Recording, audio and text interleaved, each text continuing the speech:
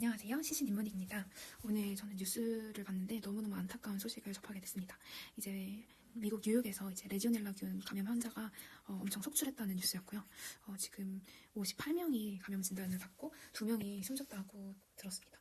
네, 이게 이정현 미디어 연구소가 출처인데 구글에 나오는 기사 중에 하나를 랜덤으로 가져와 봤습니다. 그래서 이게 오늘 나온 뉴스고요. 이 레지오넬라증 바로 이제 레지오넬로시스라고 하는데 이거의 원인균이 뭐냐면 바로 여기 나와 있는 레지오넬라 뉴모필라입니다. 네, 이게 원인균이 되겠고요. 그래서 이 레지오넬라 뉴모필라에 대해서 한번 자세히 알아보면 좋을 것 같습니다. 네, 그래서 이 균이 뭐냐면 음성균이에요. 그람 음성균이고 이 그람 음성균에 대해서 그러면 같이 먼저 알아보면 좋을 것 같습니다. 이 그람 음성균이 무엇인가? 바로 이제 그람 염색이라고 염색을 하거든요. 세균을. 이 세균을 염색을 했을 때 붉은색 그리고 핑크색 이런 색깔로 염색이 되는 그런 세균을 말합니다.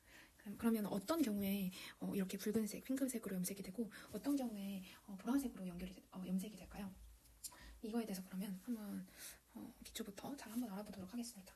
먼저 그람 염색이라고 그람 스테이닝이라고 해요. 이게 세포벽의 구조 차이에 따라서 염색이 되는 그 색깔이 달라지는데 네, 이거는 이제 바로 펩티도 글리칸층이라고 있어요.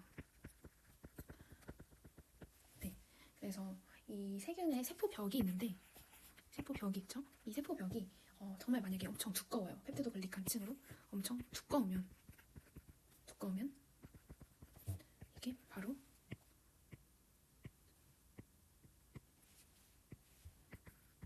보라색으로 염색이 됩니다. 네. 그리고 이게 보라색으로 염색이 되고 그리고 반대로 이 펩티도 글리칸층이 되게 얇을 수가 있어요.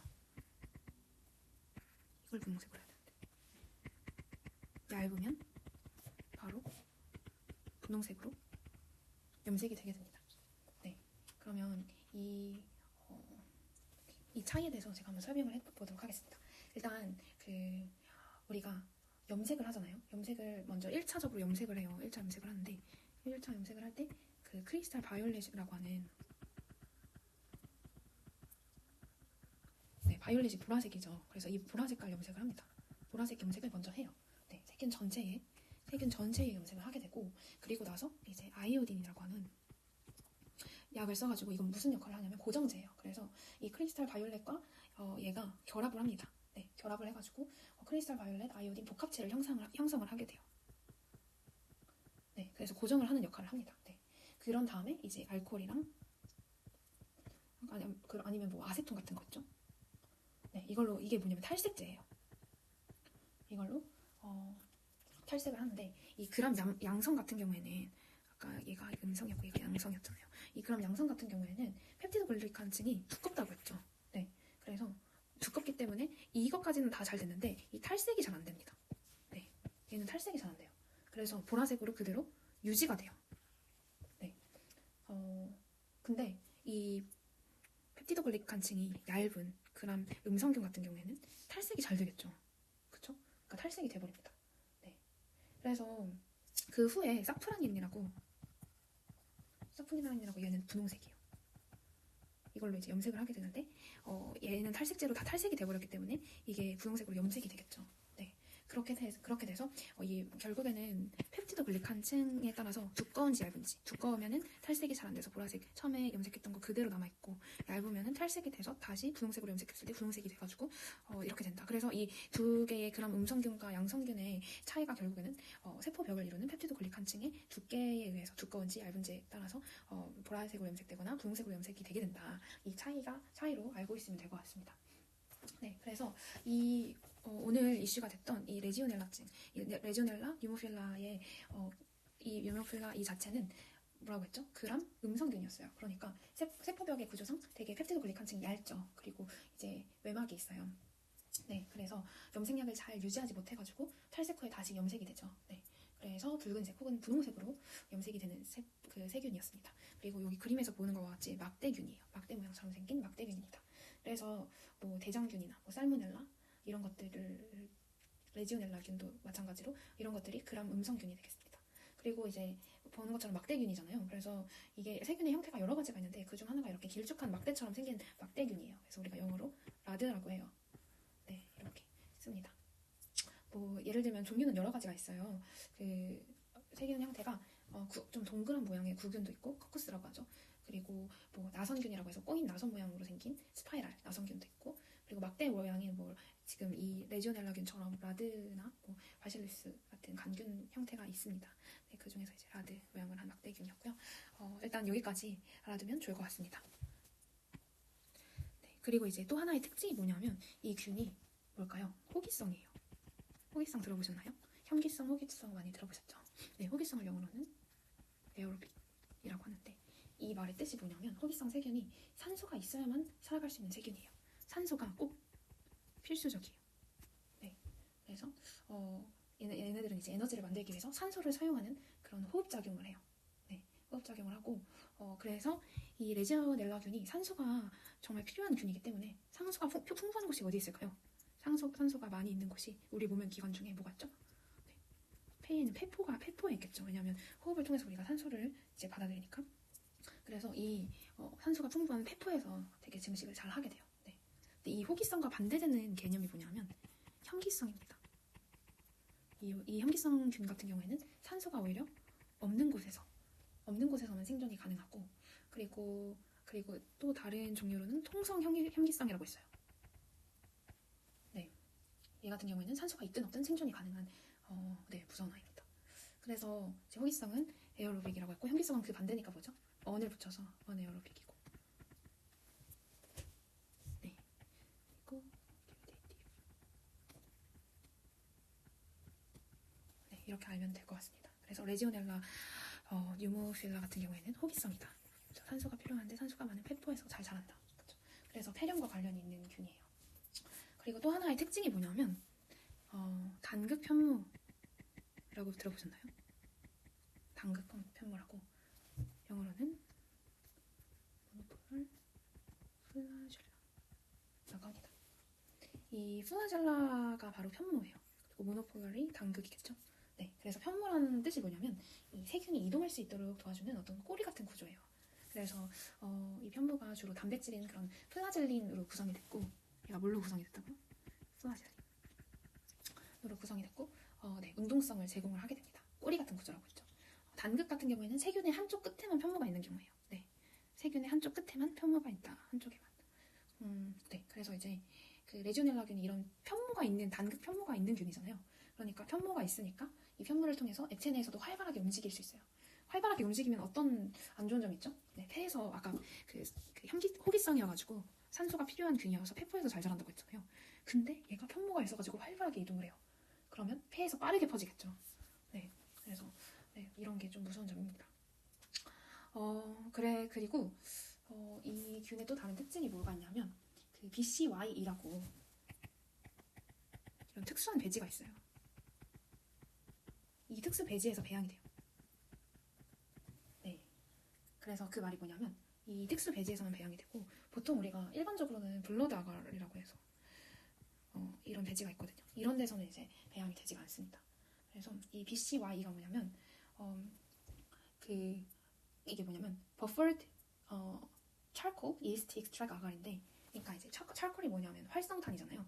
그리고 yeast extract이 뭐냐면 효모 추출물을 말해요. 네, 그리고 시토크롬 성분이 포함된 그런 특별히 구성된 배지입니다. 그래서 제가 아까 말했던 그런 혈액 한천 배지가 이게 블러드 아가리거든요. 이런 일반적인 혈액 한천 배지에서는 자라지가 않아요.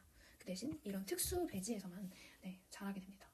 네, 그래서 이제 buffered charcoal yeast extract agar, 이거의 앞글자를 따서 BCYE, 이런 특수 배지에서 배양이 되는 겁니다. 네, 그래서 이런 경우는 좀 약간 성장 요구 조건이 되게 까다롭다라고 알고 있으면 될 것 같고요. 네, 이러한 특징들이 있습니다. 그럼 이 균의 감염 경로는 어떻게 될까요? 감염 경로. 네, 감염 경로가 어떻게 될까요? 감염 경로는 물이 많은 환경이에요. 아까 얘가 그 편무가 있다고 했죠. 액체에서도 막 헤엄쳐 다니잖아요. 물이 많은 환경, 호수, 강, 냉각탑 이런 곳에서 이런 게 이제 주요 병원 수가 되겠습니다. 네, 그래서 물이 많은 환경, 뭐 에어컨 수도도 있을 수 있고 에어컨 냉각수도 있을 수 있고 이렇게 물이 많은 환경이 주요 환경이 되겠고, 그리고 감염이 어떻게 되느냐, 비말 그리고 물의 아스피레이션이 되겠습니다.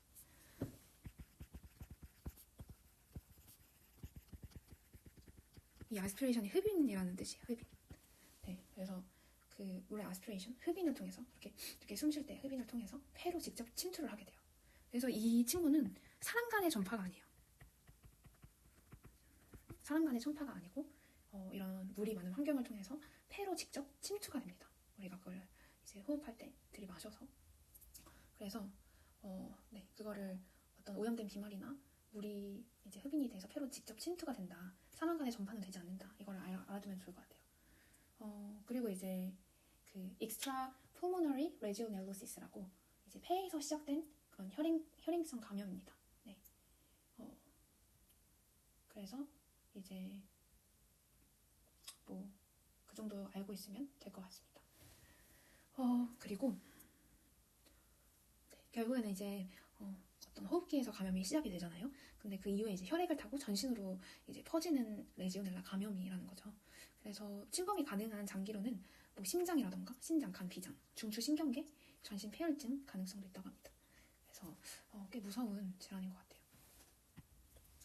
이 친구의 이제 임상 양상을 한번 봐보도록 할게요. 먼저 특징적인 게 첫 번째로는 폰티악 피버라고 있습니다.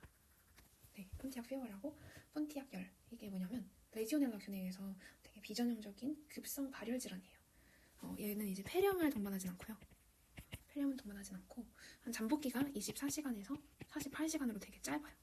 그래서 증상이 어떤 증상이냐면 뭐 폰티악 피버라고 해서 이제 그 열이라는 거잖아요. 그래서 막 발열이 있어요. 그래서 감기 같은 증상이 있거든요. flu-like symptom이라고 발열도 있고 두통, 근육통, 피로 이런 것도 있고 폐 침범은 다행히 없어요. 그래서 흉부 엑스레이를 찍어보면 정상으로 나옵니다. 그래서 이 정도는 이제 자연적으로 회복이 되는, 네, 셀프 리미티드 되는 거고, 두 번째로는 이제 레지오넬러스 디지스. 네, 이게 제향군인병이라고 해요, 한국어로. 이게 뭐냐면 1976년에 미국의 제향군인회 회의에서 처음으로 이제 대유행을 해가지고 그 이름을 따서 만들었고요. 그래서 이거 같은 경우에는 되게 폐렴이 중증이에요. 네, 그래서 중증 폐렴의 어떤 형태이고 잠복 기간은 조금 긴데 2일에서 10일 정도예요. 네, 그래서 이제 에피데미올로지를 보면은 그 에이티피컬한 유모니아가 유모니아의 그러니까 에이티피컬한 유모니아의 25%를 차지한다고 되어 있어요. 그래서 노인이나 뭐 면역 저하자, 면역 저하자라고 하면 장기이식 환자나 뭐 암 환자나 에이즈 환자 이런 사람들이 고위험군이 되겠고, 이 얘를 의심할 수 있는 어떤 단서들이 있어요. 그게 뭐냐면 이제 40도 이상 고열이 있을 때, 그리고 설사, 그리고 이제 저나트륨증, 저나트륨 혈증, 그리고 얘는 이제 그람 염색에서 잘 보이지 않아요. 왜냐면 이제 레지오넬라가 세포 내에 기생성이 있어요. 그래서 일반 염색으로 잘 안 보이고, 네, 그래서 뭐 그런 베타락탐이나 아미노글라이코사이드 이런 계열의 항생제의 내성이 좀 있다고 해요. 그리고 이제 합병증으로는 뭐 중증일 경우에는 이제 폐농약, 호흡부전, 폐활량 쇼크, 급선 신손상, 그리고 TIC, 그리고 항달, 근육 손상 이런 그렇게 이제 전신 침범하는 경우 이렇게 있다고 합니다. 그리고 이제 extra pulmonary legionellosis라고 세 번째로는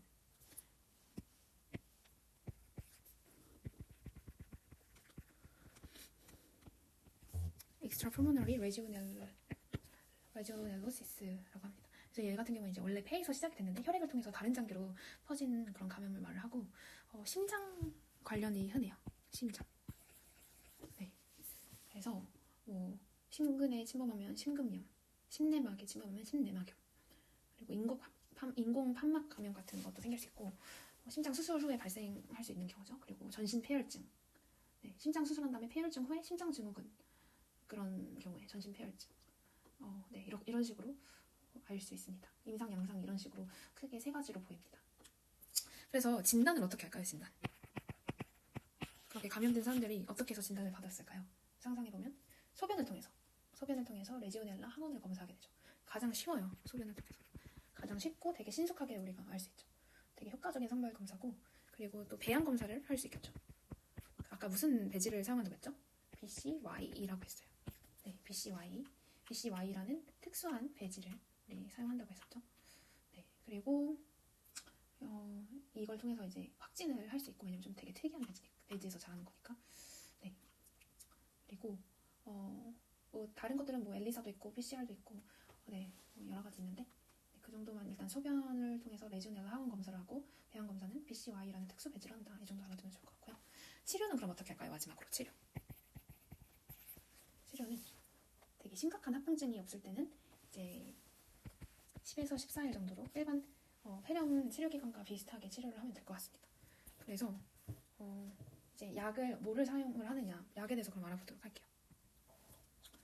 먼저 1차 약제로는, 처음으로 이제 사용하는 1차 약제로는 마크롤라이드 계열의 약이랑, 그리고 레스피레이터리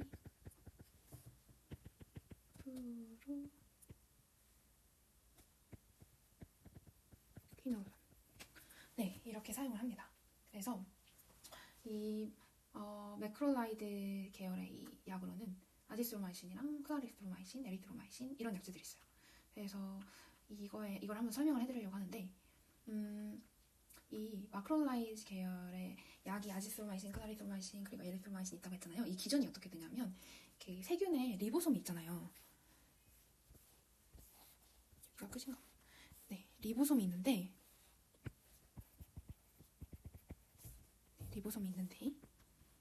한번 이거 다 지워볼게요.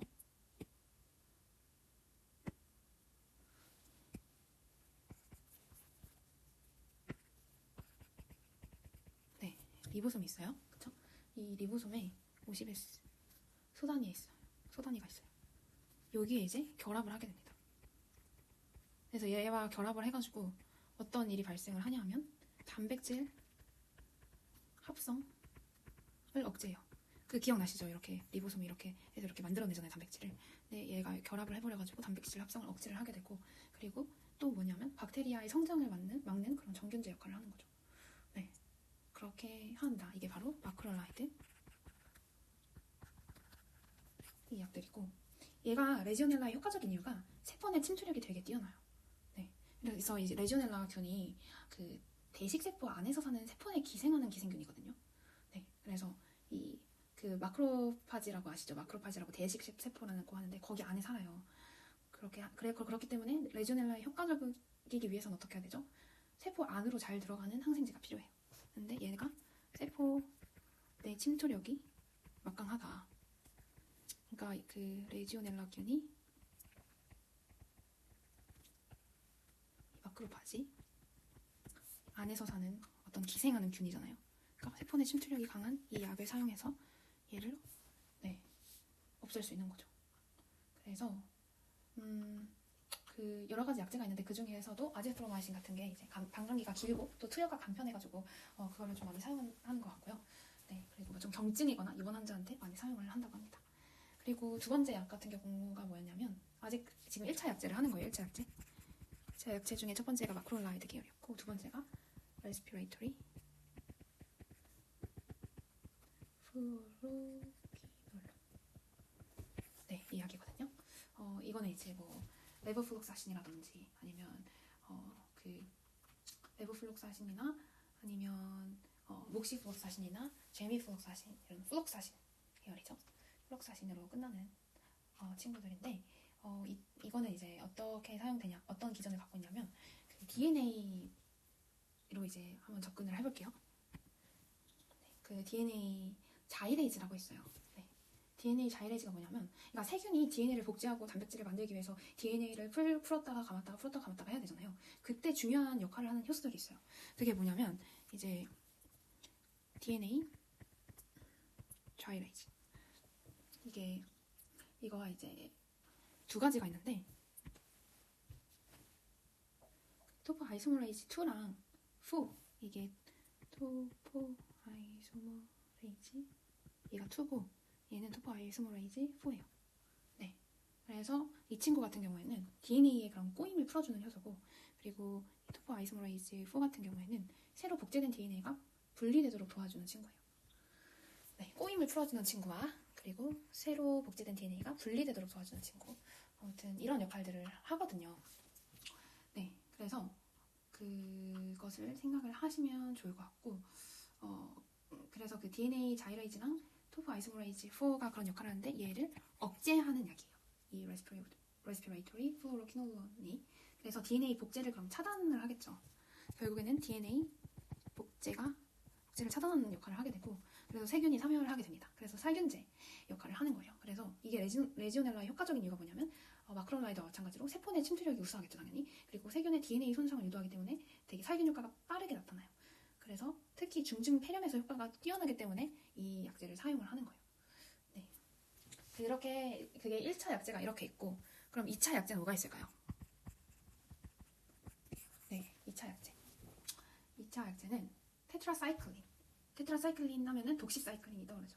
얘네들이 이 테트라 써드릴게요.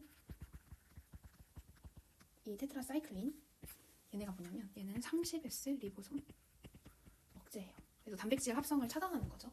그래서 얘도 이제 세포 내 침투가 가능하고 광범위로 사용할 수 있고, 그리고 이제 TMP SMX. 네, 이건 이제 엽산 합성을 억제해요. 그래서 결국엔 DNA 합성이 안 되겠죠. 얘는 단백질 합성이 안 될 거고. 네. 그리고 이제 이미페넴이라는 약인데, 얘도 이제 얘는 세포벽을 합성을 억제하고, 베타락탐계죠. 그리고 이제 클린다마이신, 얘는 50S 리보솜을 억제해요. 네, 이런 것들이 바로 2차 약제가 되겠습니다. 결국에는 단백질 합성을 차단하고 DNA 합성 차단하고 세포벽 합성 차단해서 네, 왜냐하면 이 레지오넬라 균 자체가 그 마크로파지에 기생하는 균이잖아요. 그러니까 세포 차원으로 세포 내로 침투해서 이제 그걸 죽일 수 있는 약제를 사용하기 때문에 그런 거죠. 네, 그렇습니다. 그리고 레지오넬라균 같은 경우는 베타락탐에 내성이 있어요. 그래서 베타락탐 단독 사용은 추천하지 않고, 네, 그렇습니다. 그래서 첫 번째 이제 1차 치료제가 마크롤라이드랑 플로로키놀론이라고 했는데, 그 이유가 아까도 말씀드렸던 것처럼 레지오넬라균 자체가 세포 내 기생균이에요. 그래서 대식세포 내부에서 증식을 하기 때문에 세포 안으로 잘 들어가는 항생제가 필요하다. 그리고 베타락탐 내성균이다. 그래서 일반 항생제로는 효과가 거의 없다. 이걸 알아둬야 되고, 그래야지 우리가 잘못된 그 일반 항생제를 사용하지 않겠죠.